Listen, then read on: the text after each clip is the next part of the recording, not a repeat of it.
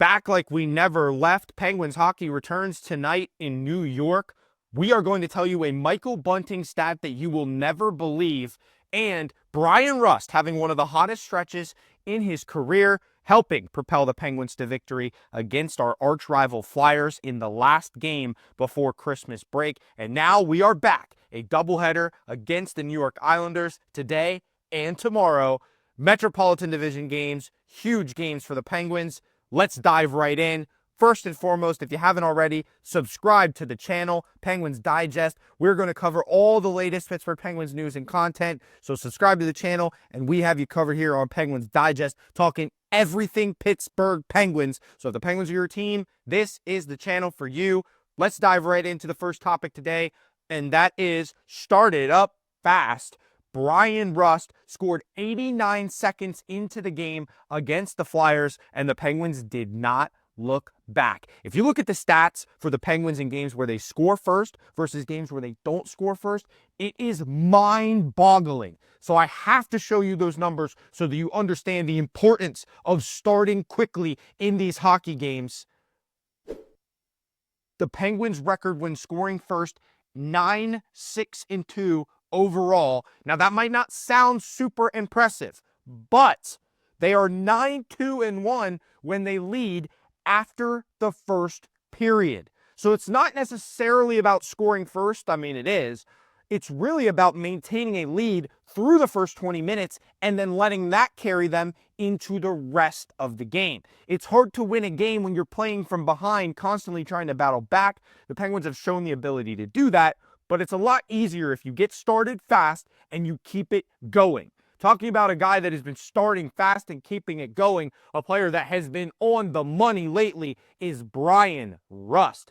6 goals, 12 points in his last 7 games played. He is putting up video game numbers for the Penguins and is a big reason why they have been so successful as of late. That first line, Crosby, Rust, and Rakell, has been cooking.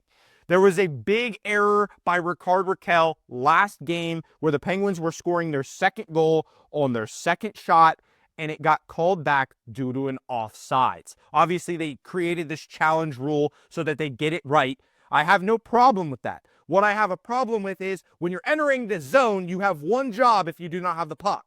Do not enter the zone until the puck and the puck carrier enter the zone. So Rakell just tried to sneak a little bit past the line, and he crossed the blue line before they could get into the zone with the puck, and that caused an offside, which had the goal called back. It wasn't necessarily a huge deal that they didn't get that goal because Rakell played possessed after that, and he has been fantastic. I just don't like to see these little things bite the Penguins. We've seen it time and time again where they're taking these dumb penalties, these lazy penalties, stick infractions, whatever it may be, and it could be costly. So it's time to clean that kind of thing up when you're playing a team that you are significantly better than, and I would argue that is the case against the New York Islanders. Let's look at the numbers.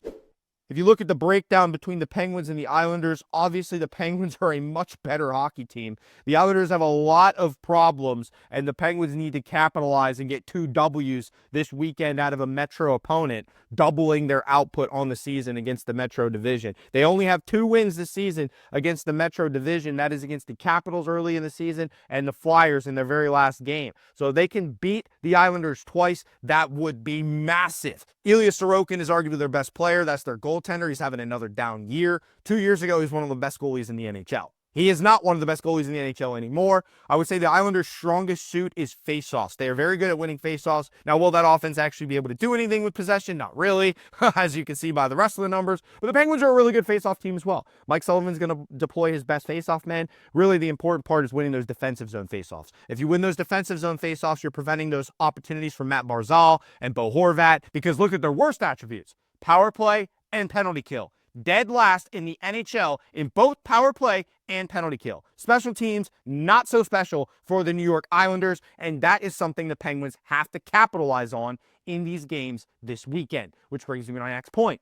Power play needs to stay money, and it has been money. A perfect 3 for 3, 100% against the Philadelphia Flyers, and that is something to celebrate. Their zone entry was perfect. Their passing was perfect. They were crisp. moving the puck around, picking their spots, picking their passing lanes, picking their shooting lanes, getting pucks on net, having guys close enough to the net to get rebounds, tip pucks, screen goalies, whatever you need to do to put the puck in the back of the net. And they did it 3 times in 3 opportunities. That must continue against a team that struggles big time on special teams. I mean, the Islanders are the worst penalty kill in the NHL, and the Penguins' power play has been fantastic. So let's continue that. Look at these lines.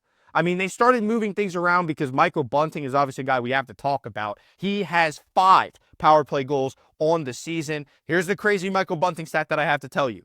He has 9 goals on the season. 5 of them are on the power play. That is 55% of his goals are on the power play.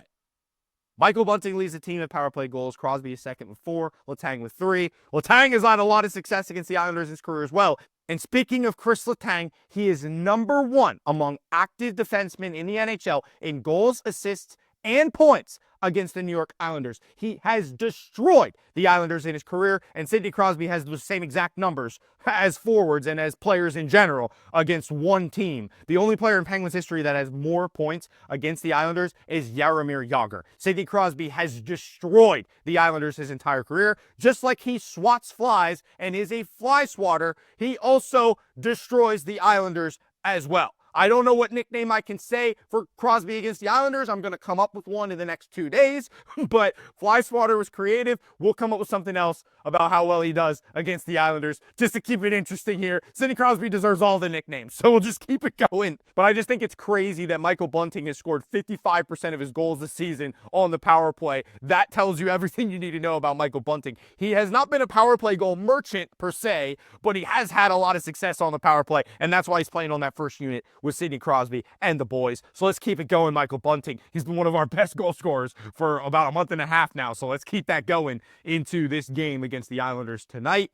And the last note that I have is bring the energy. Pittsburgh controlled the pace of play for nearly the entire first and third periods against the Philadelphia Flyers, and that was a huge key to their success. They forced the Flyers to play back on their heels and dominated the pace of play. They made the Flyers play at their pace. They didn't let the Flyers dictate anything. They made them stay back on their heels and made them very uncomfortable. And when the Penguins are at their best, they are a very difficult team to play against. And that is exactly what we saw in the game against Philly. Which brings me to my next point. The Penguins have been good on special teams lately. They have been a top 10 power play and a top 10 penalty kill. Something that they have to do better at is 5-on-5. They played very well against Philly, don't get me wrong, but if you look at games before Philly, let's look at the New Jersey game, for example. So we have to clean it up 5-on-5, and this weekend is good practice. You know, you can't always, hit your first home run on the first pitch you see. You have to spend some time in the batting cages first and figure out your swing, figure out your rhythm, your groove. That's what the Penguins have to do. I'm not expecting them to figure it out against a good team. When you're playing a team like the Islanders is when you figure it out. You start getting that rhythm against teams like the Flyers and the Islanders so that when you play teams like the Devils, it's not a foreign concept for you. You shouldn't be relying on your special teams to win games. You have to play good enough in 5-on-5, and that's what that graph tells you. The expected goals is one of my favorite advanced metrics because it tells you if a guy is a sniper or if they're just lucky. If they're finishing, if they're not. If they're scoring, if they're not. If they're good, if they're bad. It's a very complicated graph, so I don't really have to comment on it. You can see it. What players have been effective for the Penguins, and Brian Russ is at the top of the list for a reason. And we talked about how effective he's been. He has been probably their best player. So that has to continue against the Islanders. As we look at the defenseman portion as well, Kris Letang has been their best defenseman as far as offense goes. We talked about his success against the Islanders in his career. Absurd numbers against the Orange guys. So I'm expecting a big game out of Letang again tonight. Crosby's been hot. That whole first line's been hot. I need Rust to continue to be hot. I need Raquel to continue to be hot. I need Bunting to continue to be hot. And there's Kris Letang right there on your advanced metrics graph as the best offensive defenseman on the Penguins over the course of this season at 5-on-5, and that's not even including his power play numbers because I showed you those, and he's third on the team in power play goals. So everybody that thinks Kris Letang is washed is clearly delusional, because what I've seen from this guy is fantastic almost all season long. If you want to complain about Karlsson, okay, you could complain about Karlsson a little bit, but you can't complain about Kris Letang. And I'm going to defend both of those guys because they are players we need desperately to play well if we're going to continue to win hockey games. That core five that we had built with Crosby, Malkin, Rust, Letang, Karlsson, that team right there, those five guys are going to control how far this team can go. They will go as far as Sidney Crosby can take them. So get on Sid's back. He's playing out of his mind. 12 points in his last 6 games, if I remember correctly. So let's keep that going. You saw the Rust numbers. You saw what Raquel has been doing all season long, leading the team in goals. Rust, Raquel, Crosby, one of the best lines in the entire NHL. For my money, they're the best line in the NHL right now. They have been producing at an outstanding clip. And then you go to the power play and you see Michael Bunting's numbers on the power play. It's wow.